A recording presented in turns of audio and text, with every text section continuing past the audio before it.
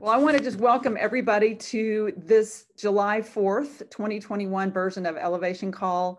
And this is definitely non-traditional because we are actually doing this as a special recording.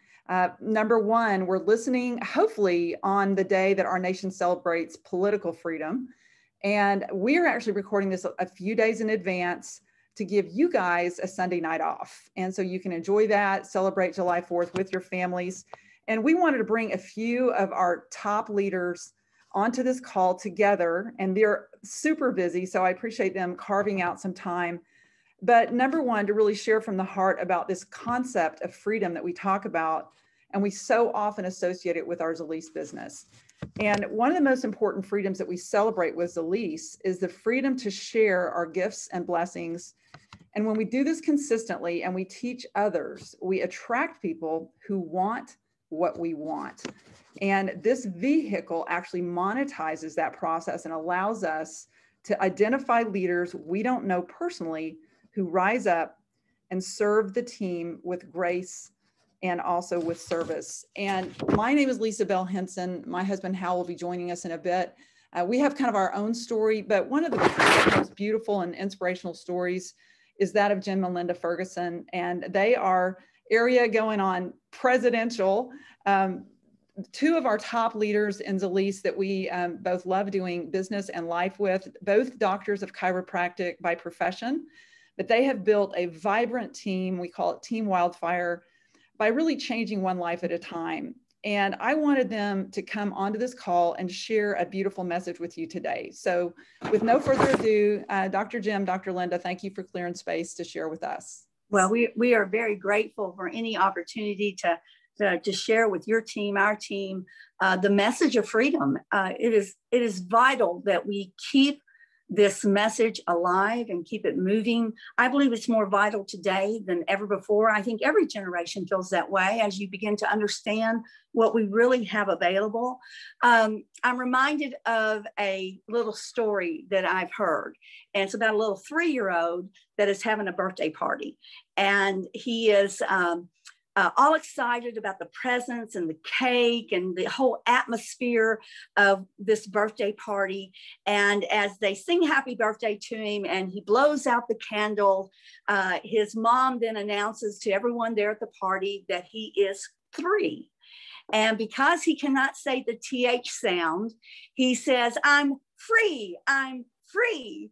And everybody gets a good little laugh about that. And then all of a sudden his little cousin, who's probably perturbed a little bit because of the attention that his cousin is getting, the little 3-year-old, he says, "So what? I'm 4." And I think about that because when you are reminded, as a preschooler, that is so important.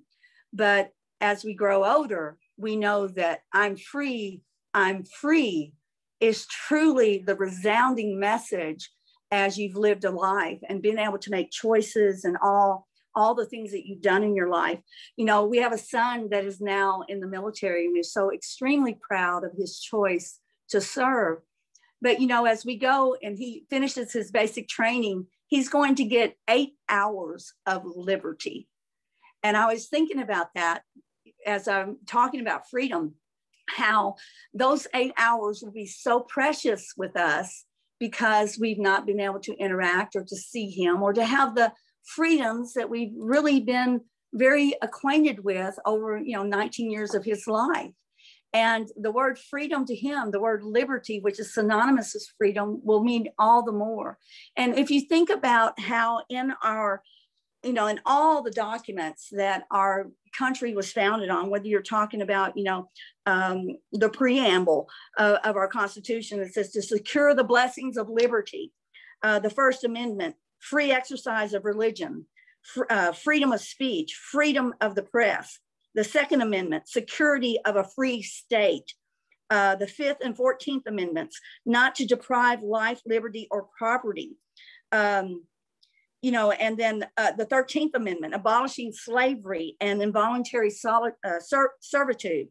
The coins of liberty appear on the face of every single coin that we hold in our hand. And if you think about, all the things that we have established our life upon, this freedom, this this valued emotion that we have, that we only really recognize it when you don't have it. Even in the marketplace, the word free is probably the most recognizable word, because you cannot get better than free. That's just the way that it works. And so, you know, in today, as much as it is any other time in our nation's history, you know, I believe that it's important to preserve and to actually enhance, when we have the opportunity, the ability to talk about freedom. Okay. So I guess it's my turn now. So I'm just going to pick up on that freedom, you know, because our country was founding. The foundation of our very country was all about freedom. It wasn't to come over and get a job. There were no jobs over here. It was uncharted territory over here. And but they were willing to risk everything for their dream. And what was that dream? Perhaps it was adventure. Perhaps it was riches and the things that those riches could provide, or maybe it was a better life, and whatever that meant to them. Maybe a better life was freedom from religious persecution. Maybe a better life was the opportunity to get out of the caste system or the system of servitude to a king, you know, and to come over and be whatever you could be. But think about the conquistadors or the 49ers of the Great Gold Rush. They didn't risk it all for gold, but for what it could buy and give them and provide for them and their families. So they were willing to risk all kinds of dangers in the founding of this country. And we've all had dreams. We still have dreams unless life has beaten it out of you. And, you know, I've heard it said, dream great dreams. Dream no small dreams, for they have no power to move the hearts of men. And that is such a great quote. You know, and so many times we've shrunken our dreams down because of things that are in life and because of some fears that I'll talk about here in a second. But why don't you we all play the what if game. What if you win the lottery? You know, what if you have, you know, 100, 200, 400 million dollars in the lottery, like you see, and when these people win the Powerball, and what would you do? Play that game. You know, what would you do with that money? You know, would you buy a $3 million Bugatti? I wouldn't, because I'm too lazy to learn how to drive the thing, you know. But, you know, $100 million mansion or a family compound to preserve your family, you know. But what if you did all of that and you still had $400 million left over? You know, what would you do? What would your life look like? You know, so you have a dream, and there's the desire to be free. What does that freedom look like? Do you have a boss? Do who do you spend your time with, and what do you do, and who do you serve? You know, what do you do with that time? What do you do with this freedom? This country wasn't founded to give you a good job and benefits and good benefits. You know, it was founded on free enterprise, on the freedom to enterprise, you know, to try and fail and to try again over and over again. We don't have a debtor's prison in this country. We have bankruptcy laws that allows you to pick yourself up and start over again, and encourages people to try and try again and fail and try again. Jobs, guys, you will always lose a job. You know, that's just how things are. You know, I witnessed my dad. He was a company man. You know, he worked for a great oil and gas company in the 50s and early 60s. But then when the company was bought out, they brought in new leadership and he was out, and he had to start all over again. And he found another good job with good benefits. But then he was killed on the way home from work one night, and it then all stopped. When you have a job, you know, you're going to lose it, whether you're fired or you retire or you die. And when you lose the ability to exchange hours for dollars, that's what wages are. You're exchanging hours for dollars. You lose the money. And, and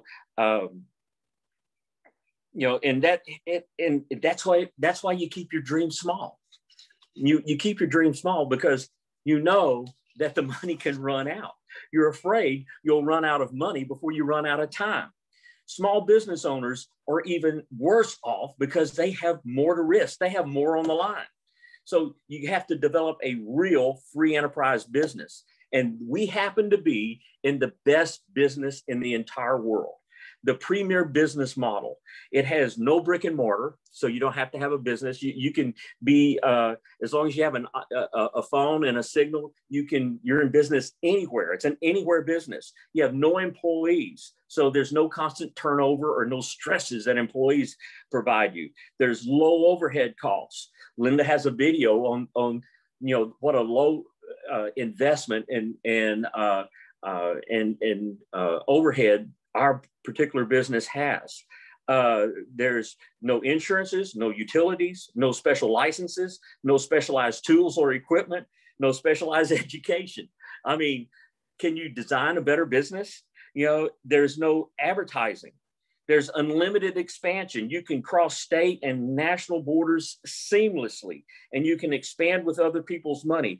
And by selling people on themselves and their own dream. Just think about this. We've all heard people like Bob Proctor or Abraham Hicks or Les Brown. They don't even have a product. Their product is selling you on yourself and your own dreams. So think about that. But we have a product. We have the perfect business model, and we're going to put this. You have to have something to put into this business funnel. So what are we putting in it? We're putting in the hemp industry, which is a $8 billion on its way to a $2 trillion industry. We have the health and nutrition and fitness industry, which is a $465 billion industry. We have direct sales, which is a $200 billion industry. We have e-commerce, which is $3.5 to $4 trillion. And that's all combined into this perfect business model. So you got to believe in yourself. You got to understand what you have your hands on and dream mighty dreams. You got to work to make them come true. And with the only way that that's going to make it happen, and that is with the free enterprise system in the greatest country that God ever put on the earth at the right time, in the right time for you, right place for you. And, when our founders got together and they pledged their lives, their fortunes, and their sacred honor, and that Declaration of Independence on January 4th, 1776, it wasn't so that they could have a good job. It was so that they could secure their freedom to make choices for the rest of their lives and the freedoms of this country. So thank you, Lisa. Awesome. Well, and we want to bring on Steve and Jenny Todd, and let them have their input. Steve and Jenny certainly have had a lot of success in their lives. But at this point in time in their lives, they see this as the opportunity to share their complete talents of what they've learned over these years, and to be able to give of themselves continually to other people to help them build their own business. So Steve and Jenny, if you guys will come on to the line, that would be great. Okay, thank you so much, Jim and Linda. And Lisa and Hal, I would like to thank you for calling us and asking us this question, what does freedom mean to you? And it really, I sat down and I started to reflect on that, and I realized that I take that word for granted. I take it for granted every day. So I sat down and I looked up the definition of freedom. And I looked at several definitions, but one that struck me is this: freedom is the power to do what you want to do when you want to do it. Freedom is the ability to move or act freely. Freedom is the state of not being a slave or a prisoner. Wow. Okay. That is just incredible. And I'm going to expand on that here in a little bit. So then I looked at the Bill of Rights, and three things just struck me as I looked at our Bill of Rights, our freedom of press. We can report the news without being controlled by a government. Freedom of speech. We have a legal right to express our opinion freely. Freedom of religion. The right to choose what religion to follow and to worship without interference. And That's the reason that the Pilgrims came to the United States of America, you know, to get away from persecution. They wanted to worship as they wanted to. So that again was just the beginning of, you know, people coming to this great country to get away from oppression.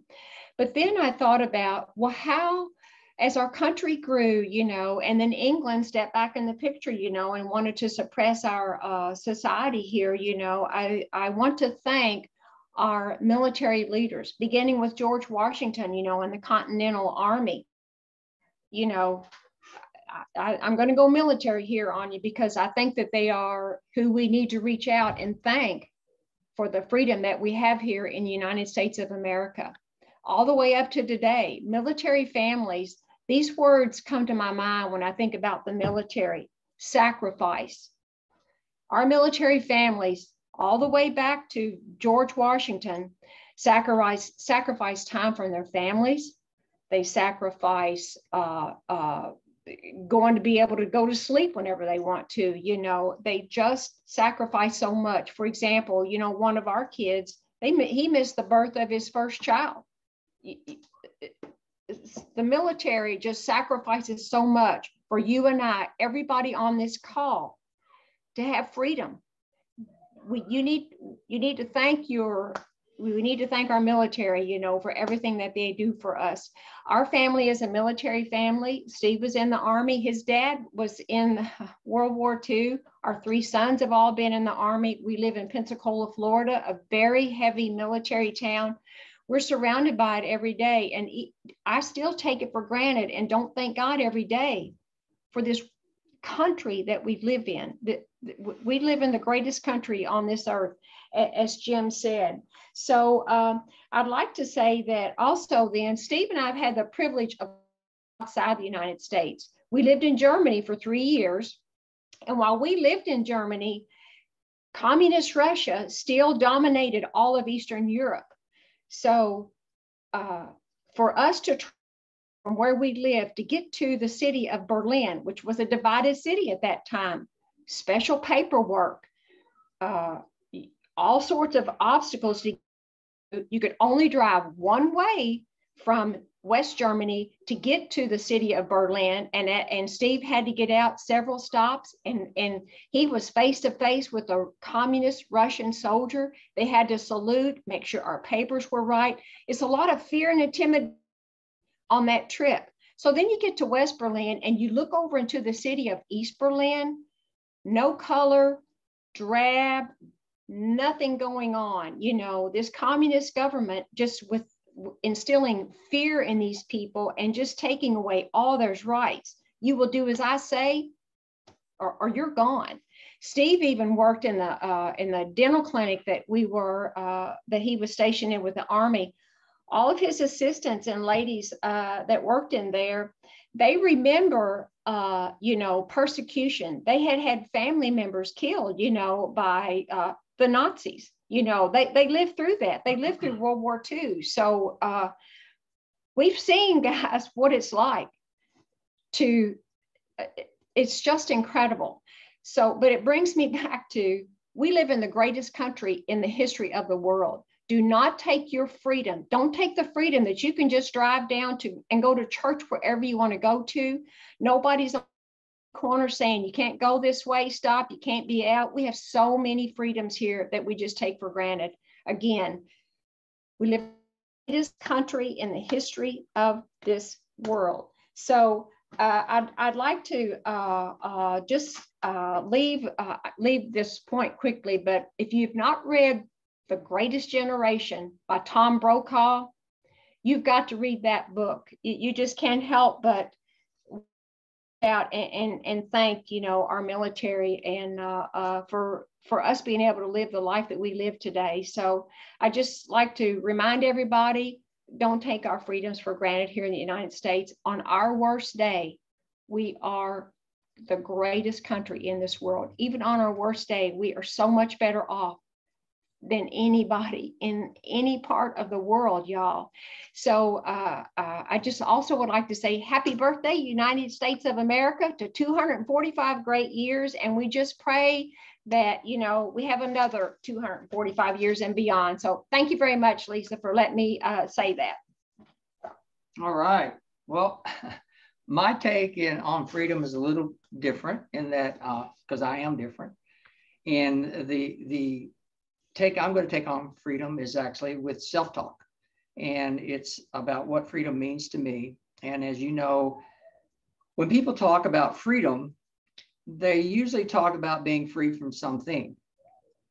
Freedom from worry, freedom from religious persecution, as Jenny mentioned, freedom from financial constraints, freedom from a job.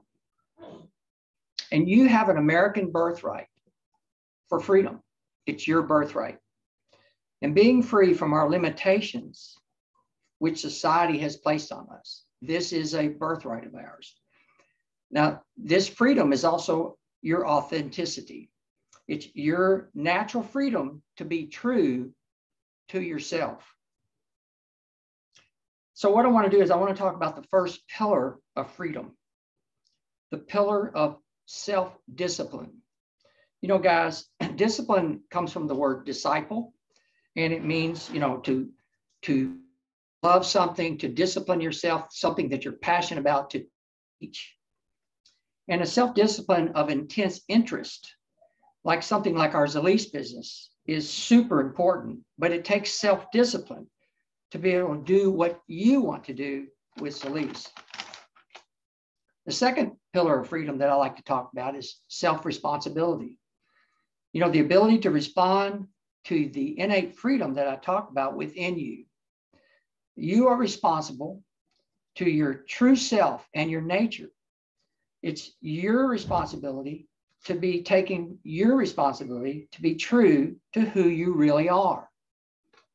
And in our culture, our souls are torn from us. Basically, what your soul is really doing is you want to be totally responsible to yourself. Our culture attempts to dictate our circumstances around us and causes us to believe that we have lost our freedoms. But self-responsibility, in a lot of ways with people, when you talk about self-responsibility in a business, it seems to be connected to obligation. And obligation to a lot of people can be sort of a heavy word, sort of a foreboding word. It can be, I don't know if I want to be obligated. Guys, this is your thought. This obligation, this self responsibility is your ticket and is your freedom. It should be a self-responsibility not to feel that obligation of heavy responsibility. It should be the self-responsibility to feel joy, like Jenny said, and gratitude to be able to have the opportunity to be an American and do what we do. This freedom of thought, and this is the self-responsibility, is a freedom of thought, and it can't be taken from you. You only choose to have it taken from you. And unless you choose to not respond to your self-responsibility, your spiritual freedom speaks to you every day. The next pillar of freedom that I've thought about is the freedom of self-awareness. Your quest for personal growth through your Zalise business is your ability and your freedom to be self-aware. You must be, as you become self-aware in self-talk, you must become where you're aware not to be personally judgmental on your success and failures. Don't be judgmental of let your self-talk defeat you before you can experience the freedoms that this business brings.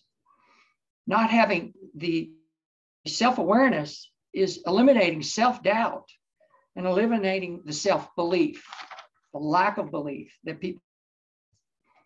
Be aware that you are aware of your self-responsibility to eliminate the emotional self-doubt and the negative self-talk that you place upon yourself. Nobody does this but you. You are choosing to doubt and eliminate your freedoms by succumbing to the environment around you. Remember that you are aware that your freedom is always there. It's always there. It is your birthright. Your innate personal freedom given to you by our forefathers and their life and death struggles for American freedom. This is, again, your birthright. It is bought and paid for by others, and it's your responsibility to pay it forward. That's what Stephen talks about. As you do this with Zalise, your paradigm is expanding, your point of view expands, your innate freedoms are growing as your Zalise business is growing, but you've got to be patient. You allow yourself, around yourself, to be authentic, to be authenticated by this business, and to be authentic to yourself with less hesitation in your life. This is a transformation of personal freedom. The fourth freedom is the freedom of self-remembrance. Your freedom is to remember who you are, because you are free, and you need to remember you are a unique person. You are a special person. Remember your self-worth and your self-integrity. Stand up for that. This is a freedom that is your birthright. This is your choice, though, to know that you know who you are. Your personal sense of total freedom. This freedom to remember, it is unique. It is special to participate in the freedom of free enterprise in America. And particularly with Zalise. This is a unique point in time in American history. Remember, this is your personal quest to manifest your dreams into reality. Freedom to remember that your soul is free. And it is free because of the birthright that you're given.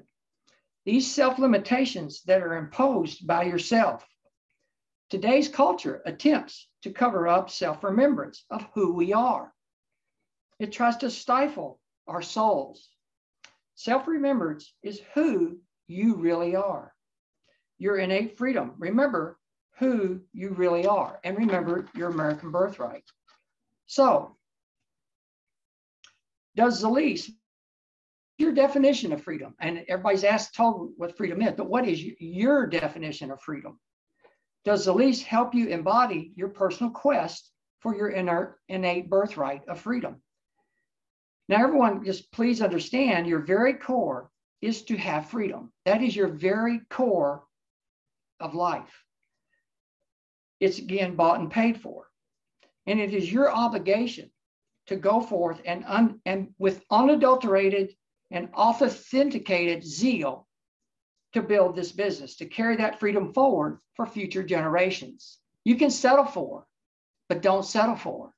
Move forward, because in this universe, you are either expanding or you're dying. The universe does not contract. It only expands.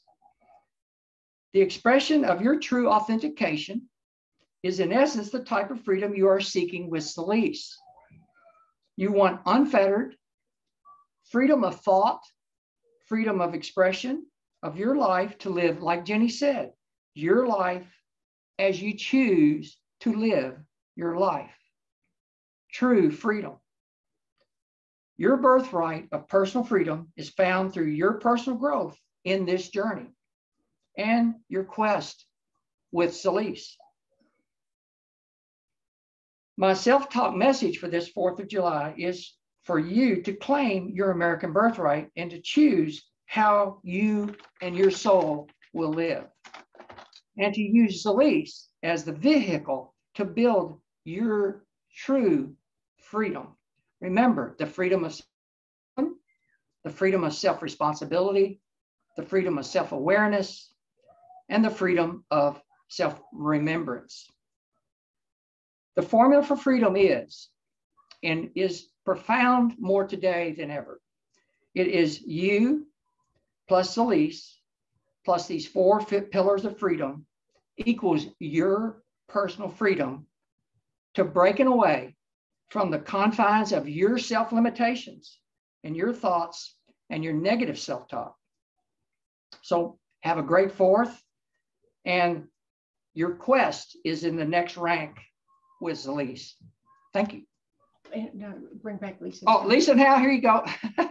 Hey, Steve and Todd, that was just beautiful. And that transcript is something I hope you'll make available, because there were some really profound truths in that. And I'm not sure if Hal's within earshot. Hal, can you hear me? I can. Yeah. Awesome. Wasn't that a wonderful summary? And I wanted to bring you on as well, just because we kind of referenced you in the beginning of this. My life changed tremendously, Hal, when you kind of re-entered it 2 years ago. So I wanted you to have a moment to also comment on the importance of freedom, how Elise as a business brings freedom, and just kind of help wrap up for us. Sure. Well, thank you, Lisa. And first of all, I heard almost everything that has been said on this call. The doctors, Ferguson and Steve and Jenny, thank you so much for your great summaries of freedom and your understandings of freedom, both for our country and then our personal freedoms. And I would just say, for those that are tuning in from Team Unlimited and other places, I wouldn't just listen to this like one time. This is a note-taking, personal kind of inventory of belief, understanding of what freedom is. And it's, I think what's already been said, not what Lisa and I are going to say so much, but what's already been said is worth going back, breaking down, sitting with, maybe even sitting quietly in gratitude personally. Each one of us might want to consider taking some more time with what was said or something like it, and sit with it quietly in gratitude for the freedoms that we have based upon what's been gifted to us from generations before us, as well as what's being done today by our loved ones and our business partners, our life partners, and to think about those same freedoms that we want to pass on to our children and to our children's children. Just this morning, it just happened. I wasn't looking for it, but on one of the investment tools that I use to invest some of this freedom money that we have, there was a little blurb that popped up with a map of the history of democracy in the world. And the United States was identified based upon our ability to vote, to elect our executive leaders in our country, as well as our legislative leaders, as well as the rights to vote on those leaders. We're the oldest democracy in the world by some 45 or more years, not even close. And that is a freedom that we have.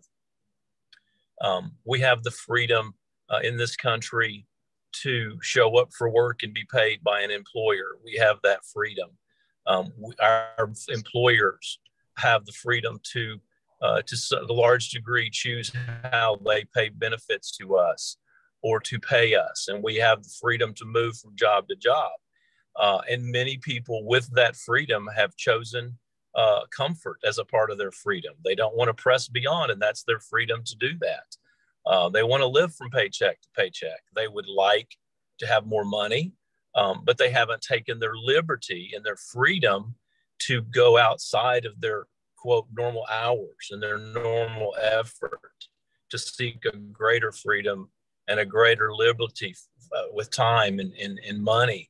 But we in this country have that freedom should we choose to add hours to our day to create an income that's renewable, sustainable, residual, even passive. So that is a great freedom. I will tell you that my generation, I'm very aware of this. I'm 59 years old, born in 1962. My generation was the first generation in the United States who had the freedom really to not have to go to war, to not sign up and have to go to war. My grandfather and my father, they chose to go and fight. My grandfather fought in World War II and World War II. My dad fought in Korea for freedom and democracy to protect, preserve, and open up freedom to others. But my generation was not required of that. So I've been very aware for quite a while in my life, in my adult life, that the freedom that I have today to not have to do that was fought by my father and grandfather, and they've passed on to me a freedom to choose to provide freedom for my children and for my loved ones, for my community. And I've chosen to do that in different ways. And one of those is to take the lead in things that aren't understood. For example, the endocannabinoid system in the body, and to help people understand that there are things we need to stand up and to fight for, even though we don't have a gun in our hand and we're not traveling overseas. But there are things we need to fight for, and to carry forward and preserve the health freedoms, financial freedoms, and that sort of thing. So, you know, I've recognized that for a while and tried to fulfill my part of that in that way. Let's see if there's anything else. So I just want to just take a second for those of you. How do you make this really practical on time and money? So here's what financial freedom is to me. When you have more money at the end of the month than you have month. Most people have more months left at the end of their money. And so when you have financial freedom is when you have more money than you need to pay the necessaries and enjoyables of life. That's financial freedom. But I also know that people have more money than they have bills by lifestyle choice and so forth. But a lot of those people don't have time freedom. They have to continue to work over and over and over to produce that kind of income for their income to surpass their bills. And I think that's the goal of many people. But with Zalease, we have the opportunity to also have both presently and in the future some time freedom that's very different than what most people have because of the renewable income that comes from our business plan and our commission structure, and the fact that we have products that people are going to continue to use. And that's not the purpose of this call, but you know, here's another freedom.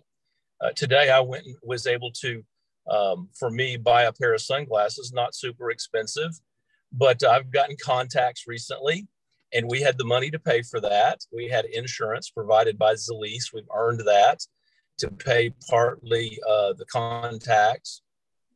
And then I was able to go and not have to pick out Walmart sunglasses. You know, I was able to buy not a super expensive pair, but I got a nice pair that has really nice polarized lenses. It wasn't a super big expense, but you know what? It's something I would not have done for myself 2 years ago.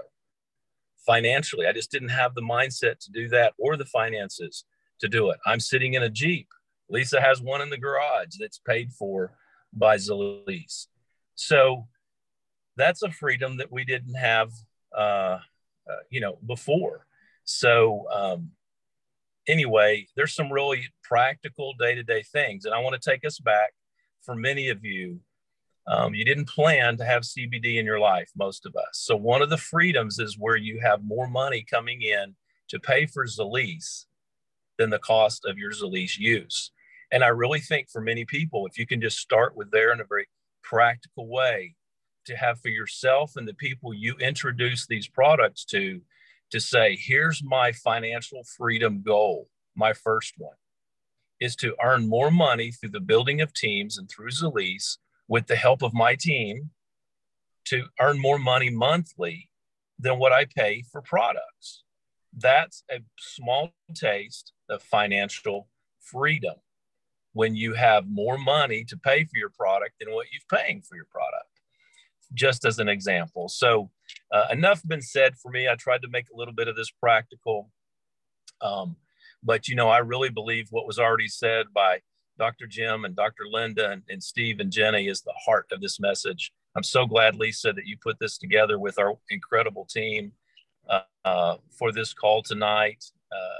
And I hope people will really take to heart, go back and really listen, take notes, sit with what's been said and not just listen it through. Because there's too many gems in here. And I think it's something we need to sit with and really take to heart. So that's all I got to say. I'm going to put on my new. Woo! Look at you, Hal Henson.